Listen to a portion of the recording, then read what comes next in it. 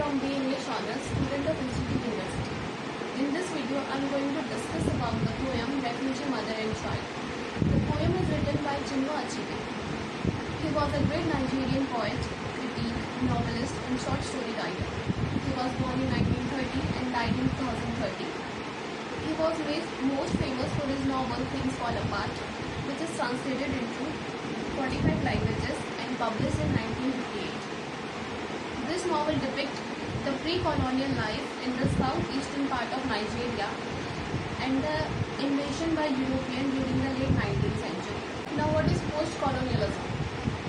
It is a period of time after the colonialism in which the British Empire dominated so many countries, and also a set of theories regarding art and culture dealing to colonialism problem. It also involved the discussion of experiences such as slavery, migration, suppression, and resistance, difference, race, gender, and place. Now let's start with the introduction of this poem.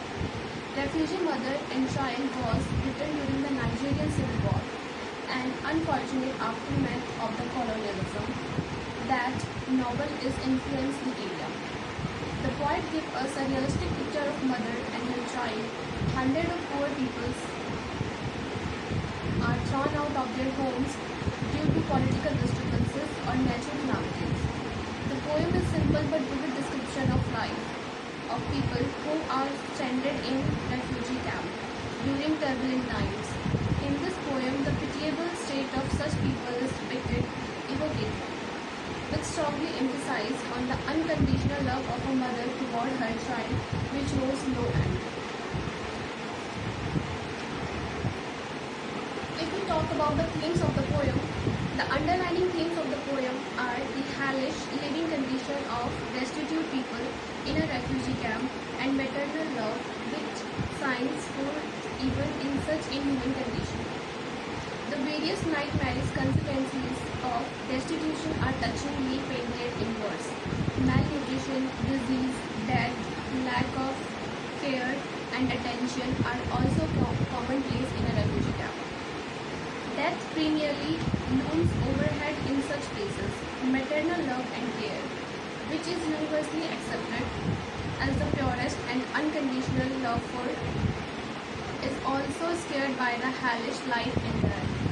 The pathetic state of living has hardened the heart of mothers, and they do not care for their children or even cry at their death.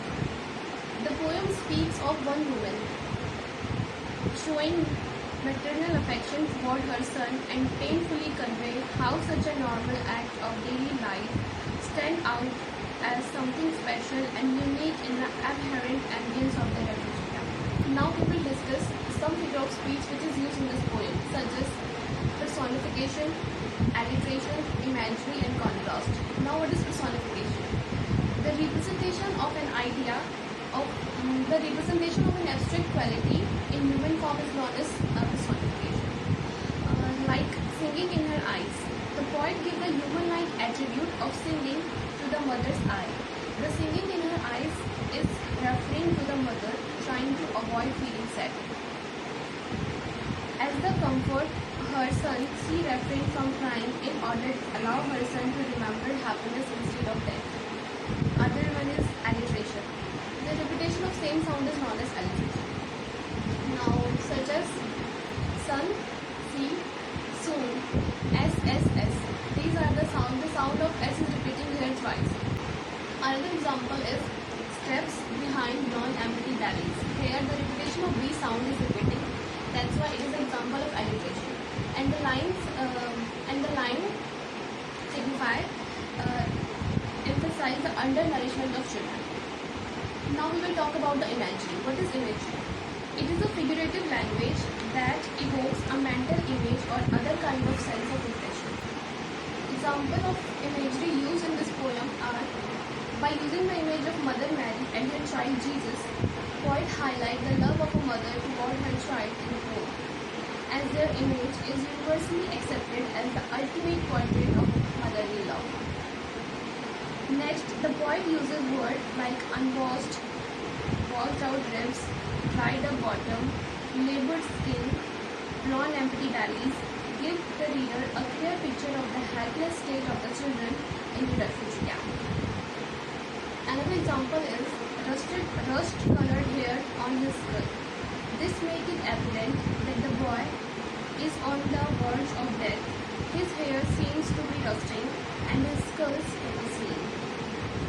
Move further, combing the hair of her dying son looks like she is paying her last respect to him by putting flower on his grave.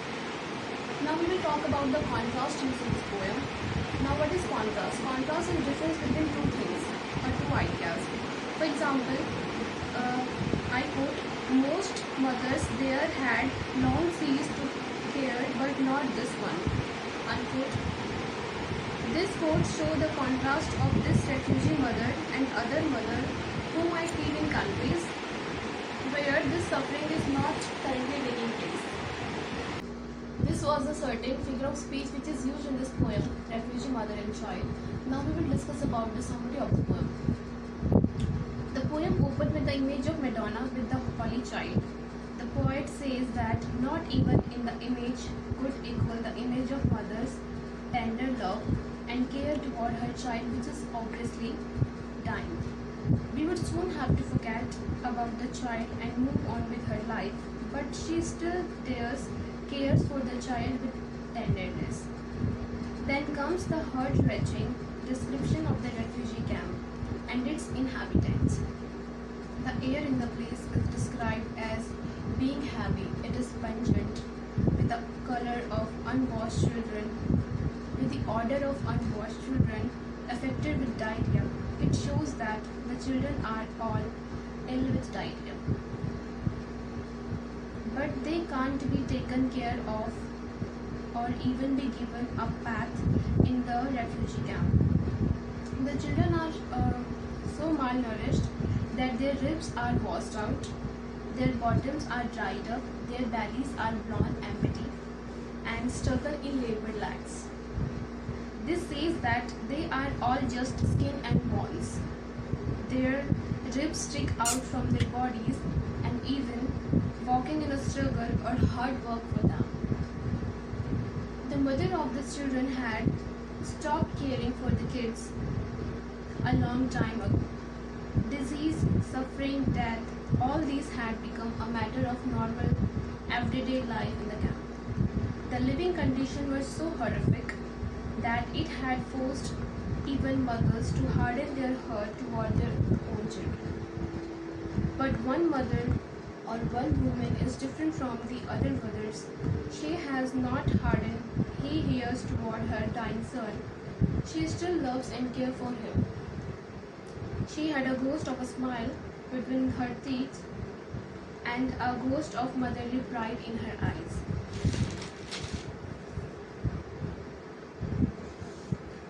This conveys that her smile is so weak and pale that it does not even appear like a real smile.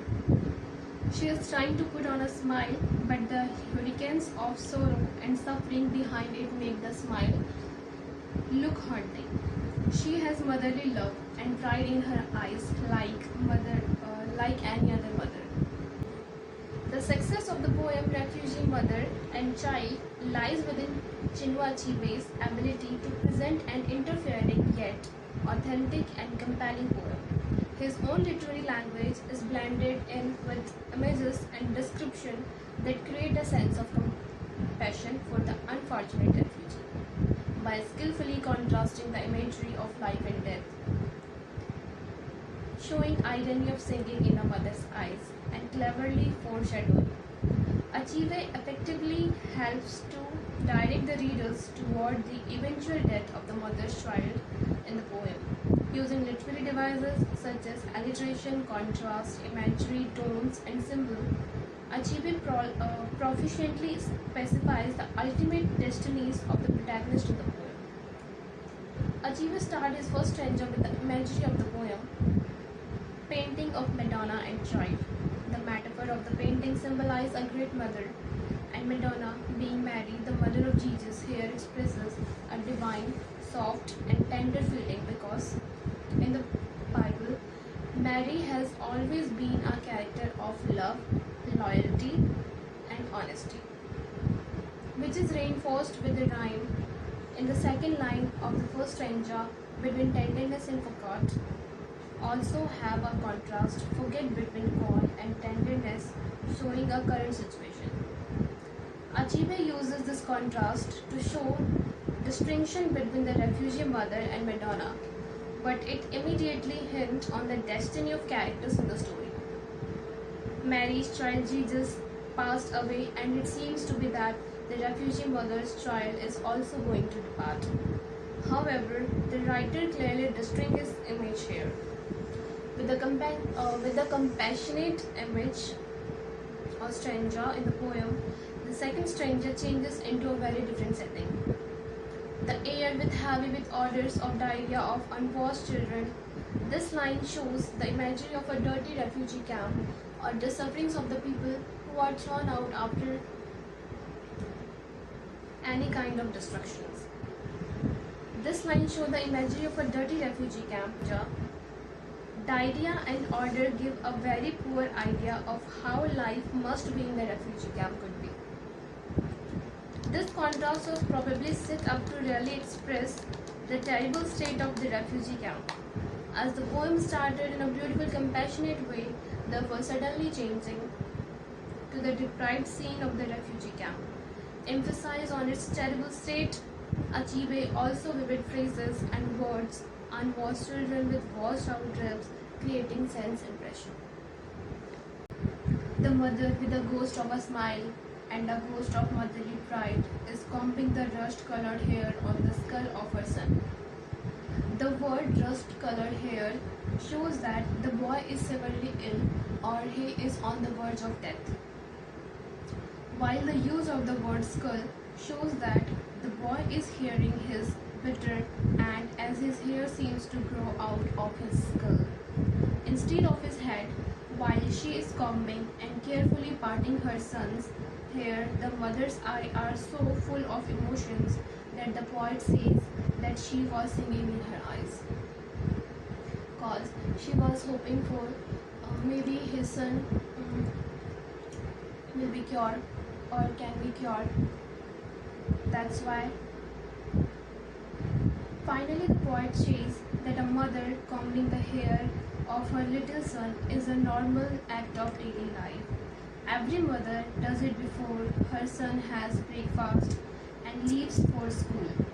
This routine act of normal life looks ominous in the camp.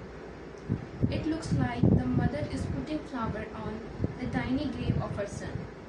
The comparison drawn here is that both the act shows a loving mother doing a final act of love and kindness toward her child. Now we will discuss about the few points about the structure, language, mood and tone of the poem, Refugee Mother and Child. The poem is written in free style. It is not structured, that is, not divided into stanzas. It has no particular meter, rhyme and rhyming scheme. The style of writing is similar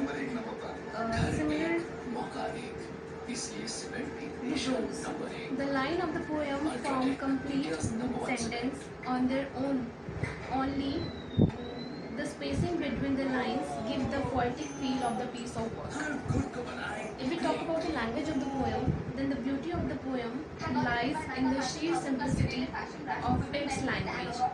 It is not too heavy or grandiloquent. The poem is written in limest language, which makes it effectively tug at the heartstrings of the reader.